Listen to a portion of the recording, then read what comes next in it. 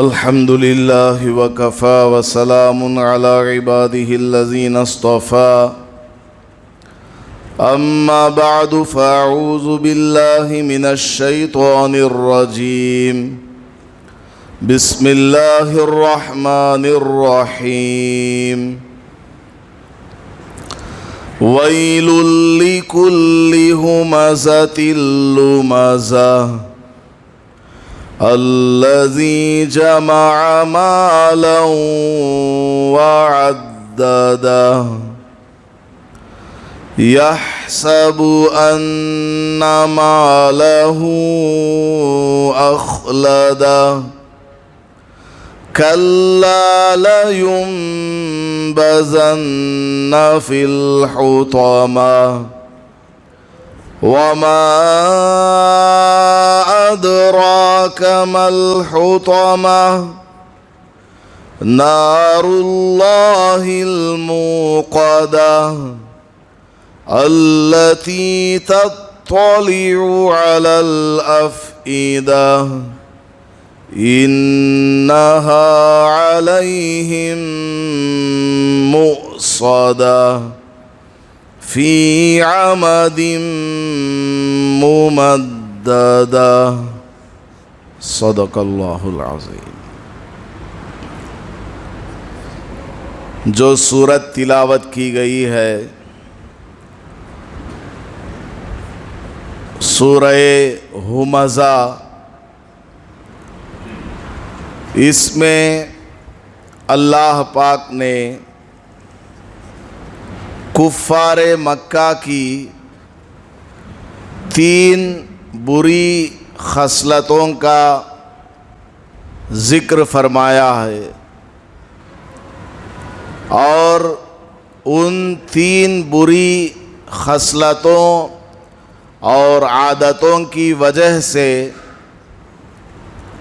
مرنے کے بعد اور قیامت میں ان کو جو عذاب دیا جائے گا اس کا اللہ نے اس صورت میں بیان فرمایا ہے۔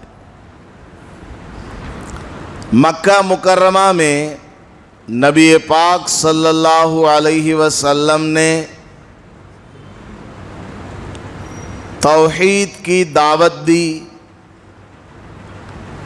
کفار مکہ کو ایک اللہ کی طرف بلایا، بتوں کی پرستش کرنے سے روکا، منع کیا۔ آپ صلی اللہ علیہ وسلم کی سچی باتیں سن کر بعض لوگ ایمان میں داخل ہوئے، اور یہ تعداد بڑھتی چلی گئی۔ اسے دیکھ کر کفار مکہ کو حسد ہونے لگا اور ڈر ہونے لگا کہ اگر یہ محمد صلی اللہ علیہ وسلم اسی طرح اپنے دین کا پرچار کرتے رہے، دعوت و تبلیغ کا کام جاری رکھتے ہوئے آگے بڑھے، تو چند دنوں میں ہماری چودراہٹ ہم سے چھین لی جائے گی۔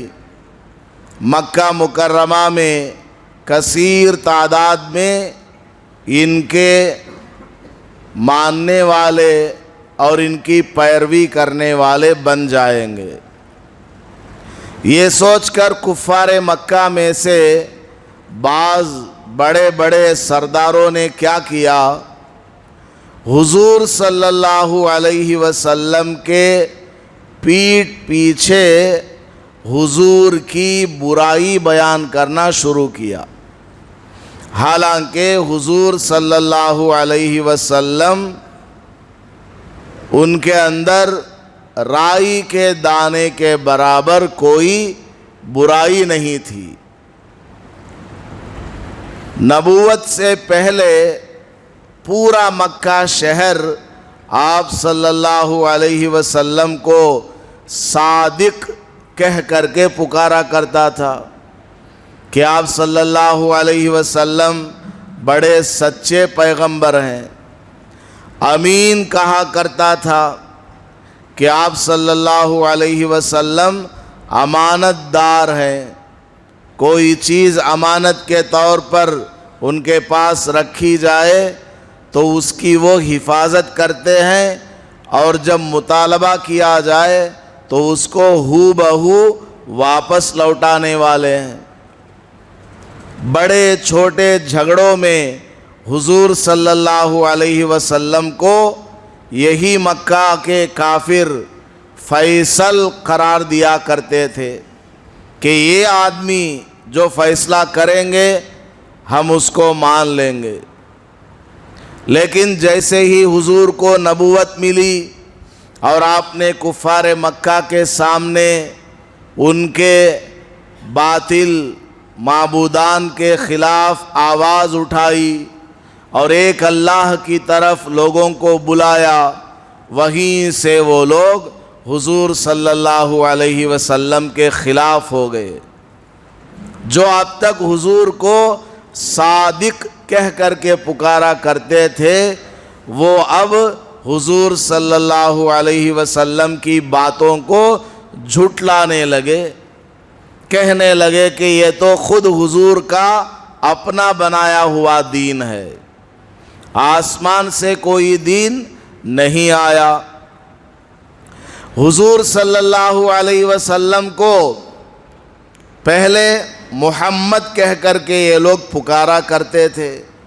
محمد کا معنی ہے سب سے زیادہ تعریف کیا ہوا آدمی، وہ آدمی جو قابل تعریف ہے، قابل عزت ہے، قابل احترام ہے، اس کو محمد کہا جاتا ہے۔ لیکن جب حضور صلی اللہ علیہ وسلم نے لوگوں کے سامنے ایک اللہ کی طرف بلایا، کفر سے شرک سے روکا، تو نعوذ باللہ ان لوگوں نے حضور صلی اللہ علیہ وسلم کو مذمم کہہ کر کے پکارنا شروع کر دیا۔ مذمم کا معنی ہے سب سے زیادہ برائی کیا ہوا آدمی، بالکل محمد کا اپوزٹ انہوں نے ایک لفظ بنایا۔ جب کبھی وہ لوگ آپس میں بیٹھ کر کے بات کرتے تو حضور کا تذکرہ آتا تو محمد نہیں بولتے تھے، بلکہ مذمم نے یہ کہا، مذمم فلاں فلاں جگہ گیا، اس طرح وہ لوگ کہا کرتے تھے۔ حضور صلی اللہ علیہ وسلم کو معلوم ہوا کہ یہ لوگ اس طرح میرا آڑا نام رکھ کر کے بلاتے ہیں، بات کرتے ہیں، تو حضور صلی اللہ علیہ وسلم نے اپنے صحابہ سے فرمایا اگر وہ لوگ کچھ برا بھلا کہہ رہے ہیں تو وہ مذمم کو کہہ رہے ہیں، میں تو محمد ہوں، میں مذمم نہیں ہوں، وہ تو کسی اور مذمم کو بول رہے ہیں، میں تو محمد ہوں۔ یہ کہہ کر اس طرح کی باتوں کی طرف توجہ نہیں دیتے تھے۔ لیکن جب ان کی دال نہیں گلی، کافروں کی، حضور کو ستانا ہے، حضور کے ساتھیوں کو پریشان کرنا ہے، تو انہوں نے کیا کیا؟ حضور کے پیچھے حضور کی برائی، صحابہ کے پیچھے صحابہ کی برائی۔ کوئی آدمی حضور کی مجلس میں یا حضور سے ملاقات کر کے جاتا، اس کا کان کھجانے لگتے، ادھر ادھر کی باتیں حضور صلی اللہ علیہ وسلم کے خلاف بولا کرتے۔ اللہ پاک نے قرآن کریم میں ارشاد فرمایا وَلَقَدْ نَعْلَمُ أَنَّكَ يَضِيقُ صَدْرُكَ بِمَا يَقُولُونَ۔ اللہ تبارک و تعالیٰ کو خوب معلوم ہے، اللہ تعالیٰ خوب جانتا ہے کہ ان کفار مکہ کی باتوں کی وجہ سے اے محمد تمہارے دل میں کیسا درد ہوتا ہے، ہمیں معلوم ہے یہ لوگ کیا کیا بول رہے ہیں اور اس کی وجہ سے آپ کو کیسی تکلیف ہوتی ہے۔ تو اللہ پاک نے ان کفار مکہ کا انجام کیا ہوگا اس صورت میں بیان فرمایا۔ 3 برائیاں ان کے اندر تھی۔ سب سے پہلی برائی کیا؟ ویل لکل ہمزۃ لمزہ۔ ہمز کہتے ہیں پیٹھ پیچھے کسی کی برائی کرنا۔ ایک آدمی ہے، اس کے اندر کوئی برائی پائی جاتی ہے، اب اس برائی کو اس کے پیچھے کسی اور کے سامنے بیان کرنا۔ مقصد کیا ہے؟ اس آدمی کی عزت پامال ہو جائے، دوسرے کے سامنے اس کی برائی ظاہر ہو جائے اور وہ آدمی لوگوں کی نگاہوں سے نیچے گر جائے۔ یہ مقصد ہے غیبت کا۔ غیبت اسی لیے کی جاتی ہے۔ تو اللہ پاک نے بیان فرمایا ان کفار مکہ کی سب سے پہلی بری عادت کیا؟ یہ لوگ حضور کی اور صحابہ کی غیبت کیا کرتے تھے۔ تو اللہ پاک نے فرمایا ویلن، پیٹھ پیچھے برائی کرنے والوں کے لیے تباہی ہے، بربادی ہے، ہلاکت ہے۔ پیٹھ پیچھے برائی کرنا، حدیث میں آتا ہے اللہ کے نبی علیہ الصلاۃ والسلام نے ارشاد فرمایا زنا سے بھی بدتر گناہ ہے، الغیبۃ اشد من الزنا۔ غیبت کرنا کسی کی زنا کرنے سے زیادہ بڑا پاپ ہے، کیونکہ آدمی اگر زنا کرتا ہے تو وہ اللہ سے توبہ کر لے گا۔ جس نے بھی زنا کیا ہو اللہ سے توبہ کر لیا، اللہ نے چاہا معاف کر دیا، اور یقیناً سچے دل سے توبہ کرتے ہیں تو اللہ معاف بھی کر دیتا ہے۔ لیکن غیبت میں کیا ہوتا ہے؟ اگر کسی آدمی نے دوسرے آدمی کی غیبت کی تو جب تک یہ بندہ اس کو معاف نہیں کرتا اللہ بھی معاف نہیں کرتا ہے۔ تو غیبت کا تعلق بندے کے ساتھ ہو گیا ہے، بندے کا وہ حق ہے۔ تو غیبت کرنا بہت بڑا پاپ ہے۔ قرآن کریم میں 26ویں پارے میں اللہ پاک نے بیان فرمایا اَيُحِبُّ أَحَدُكُمْ أَن يَأْكُلَ لَحْمَ أَخِيهِ مَيْتًا، کیا تم میں سے کوئی آدمی اپنے سگے خونی بھائی کے مرے ہوئے جسم سے گوشت کاٹ کر کھانا پسند کرتے ہو؟ کوئی آدمی ایسا ہے کیا دنیا میں کہ اس کا سگا بھائی مرا ہوا پڑا ہے سامنے، اس کے جسم کا گوشت کاٹ کر وہ بھائی کھائے؟ کوئی آدمی پسند کرتا ہے اس کو؟ کوئی پسند نہیں کرتا۔ اللہ پاک خود جواب دیتا ہے فَكَرِهْتُمُوهُ، تم تو خود اس کو ناپسند کرتے ہو۔ اپنے مرے ہوئے بھائی کی لاش سے گوشت نکال کر کھانا تم ناپسند کرتے ہو، تو پھر غیبت کیوں کرتے ہو؟ غیبت کرنا ایسا ہے جیسا کہ اپنے مرے ہوئے بھائی کا کچا گوشت چبانا، اتنا بڑا گناہ ہے۔ کل قیامت میں غیبت کرنے والے کو جہنم میں جلنے والوں کا گوشت کھلایا جائے گا، خون پیپ بہہ رہا ہوگا، سڑا ہوا گوشت غیبت کرنے والوں کو کھلایا جائے گا۔ اب میں اور آپ ہر مسلمان دیکھے سوچے کہ ہم سے کتنی غیبت ہو جاتی ہے۔ جہاں 2 آدمی بیٹھ گئے تیسرے آدمی کے بارے میں بات چیت شروع ہو جاتی ہے۔ کیا انہیں آیا نہیں نا؟ تراویح میں انہیں نہیں آیا، وہاں کہاں کی منکھانے گیا رہتا ہے، کیا کام اسے، رمضان میں بھی انہیں کیا بھی فائدہ نہیں ہے، ایسا ہے ویسا ہے، بولتے ہیں کہ نہیں بولتے ہیں؟ جہاں 2 عورتیں بیٹھ جاتی ہیں تیسری عورت کے بارے میں باتیں شروع ہو جاتی ہیں، کیا کہ گھر میں ابھی تک لائٹ نہیں جلانا، 4 بج گئے، انہیں کا روزہ حکم مرتی انہیں، بولتی ہے نہیں بولتی ہیں عورتیں؟ دن بھر شاپنگ میں پھرتی تھی اور رات میں سو گئی ہے، اب روزہ بھی نہیں کیا بھی نہیں۔ آپ کو کیا پڑا؟ اس نے روزہ نہیں رکھا یا رکھا، آپ کو اس سے کیا لینا دینا؟ آپ کو اتنا ہی فکر ہے، تڑپ ہے، اس کو جا کر کے جگاؤ۔ خواہ مخواہ دو آدمی بیٹھ کر، دو عورتیں بیٹھ کر اس کے بارے میں برائی بیان کریں گے، کیا فائدہ ہوگا؟ ایک اللہ والے کے پاس ان کا مرید آیا، آ کر کے کہنے لگا کہ حضرت فلاں آدمی آپ کے پیچھے آپ کی برائی کر رہا تھا۔ حضرت نے فرمایا اچھا؟ اندر گئے، ایک طبق لے کر کے آئے، اس میں کچھ تحفہ تھا اور دے دیا، اور کہا یہ لے جا کر کے اس کو دے دینا، یہ لے جا کر کے اس کو دے دینا، اور بولنا کہ بھائی تو میرا اچھا دوست ہے۔ لوگ دنیا میں مدد کرتے ہیں، بس مرنے کے بعد کوئی کسی کی مدد کرنے والا نہیں۔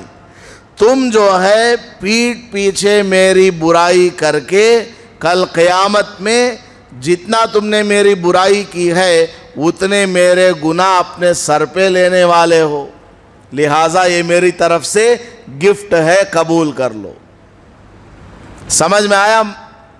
یہ بات سمجھ میں آئی؟ اگر کسی نے کسی کی برائی کی ہے تو کل قیامت میں اس آدمی کے گناہ اٹھا کر کے برائی کرنے والے کے سر پر ڈال دیے جاتے ہیں۔ تو کیا فائدہ؟ زبان ہماری استعمال ہو رہی ہے، دماغ ہمارا استعمال ہو رہا ہے، ٹائم ہمارا ویسٹ ہو رہا ہے، اور الٹا عذاب بھی ہمیں ہو رہا ہے۔ جس کی ہم نے برائی کی، جس کی ہم نے غیبت کی، اس کو تو کوئی فرق نہیں پڑا، چاہے اس کو فرق بھی پڑے تب بھی نقصان ہمارا ہی ہے۔ تو غیبت فضول گناہ ہے، کوئی اس میں فائدہ نہیں ہوتا ہے۔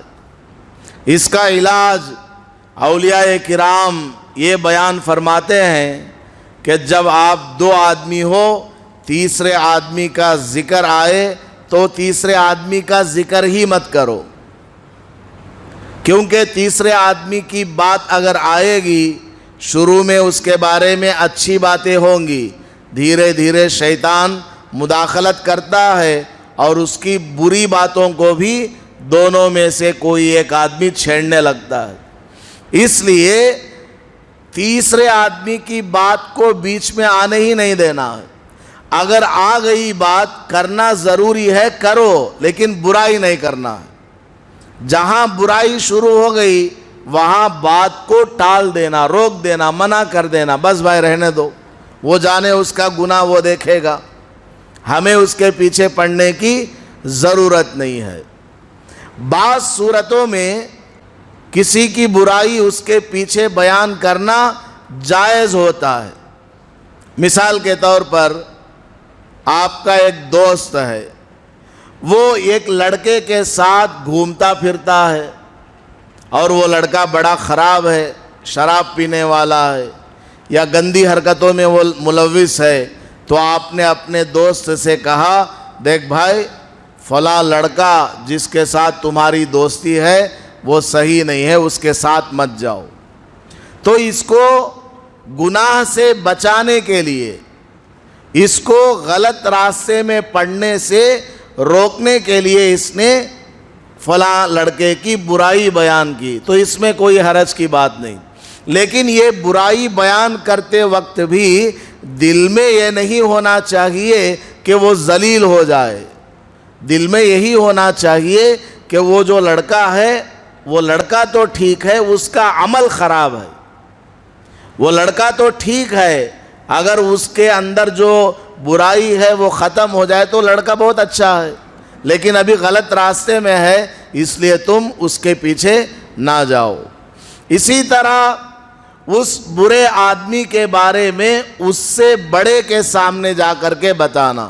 مثال کے طور پر اس کا استاد ہے، اس کا بڑا بھائی ہے، یا اس کے باپ ہیں، ان سے جا کر کے بولنا کہ آپ کا لڑکا، آپ کا اسٹوڈنٹ یا آپ کا جو دوست ہے، آپ کا جو بھائی ہے، فلاں فلاں برائی میں مبتلا ہے، آپ ذرا اس کی نگرانی کریں، آپ ذرا اس کی اصلاح کی فکر کریں۔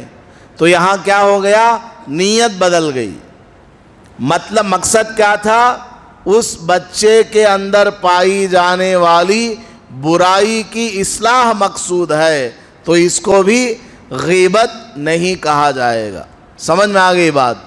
تو غیبت اسی وقت کہلائے گی جب کہ کسی آدمی کی برائی اس کے پیچھے دوسروں کے سامنے بیان کی جائے، مقصد کیا ہو کہ وہ برائی لوگوں کے سامنے آ جائے، وہ آدمی شرمندہ ہو جائے، ذلیل ہو جائے، اس کی عزت پامال ہو جائے، یہ مقصد ہے۔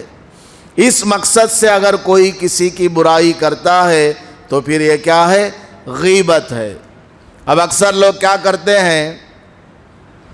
بات چیت کرتے رہتے ہیں، درمیان میں تیسرے آدمی کی بات آ گئی اور اس کی برائی بھی شروع ہو گئی، تو پوری بات کرنے کے بعد بولتے ہیں نہیں چکے ویسا بولا سو میں، پورا بول دیے، جتنا بولنا تھا تیسرے آدمی کے بارے میں پوری برائی A to Z بیان کر دیے، آخر میں بول دیے کان تو مر جان دے لو، کیا کہ تم نہ معلوم نے گھر کو بولا میں نہیں برائی کرنا مقصد نہیں تھا، ویسا بولا ہوں، پورا مقصد وہی ہے۔ اور کیا مقصد ہے؟ کیوں بتایا اس کو؟ یہ اس کا بھائی ہے، یہ اس کا باپ ہے، یہ اس کا اسٹوڈنٹ ٹیچر ہے، کیا ہے؟ کوئی لینا دینا نہیں ہے۔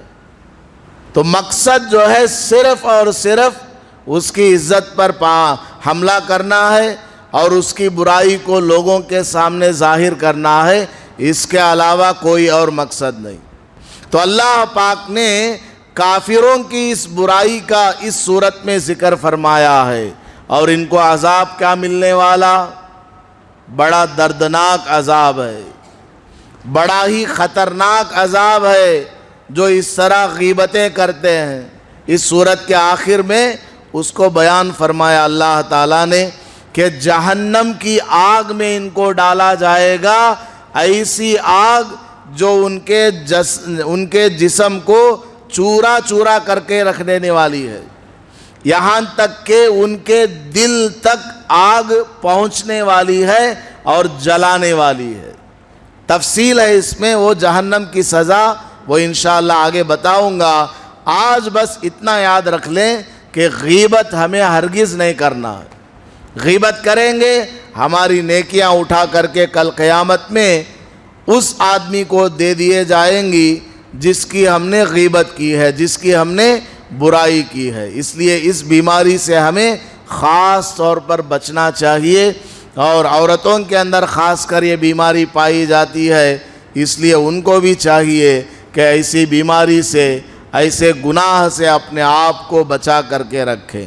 اللہ پاک ہم سب کو اس گناہ سے بچنے کی توفیق عطا فرمائے۔ آمین۔ وآخر دعوانا ان الحمد للہ رب العالمین۔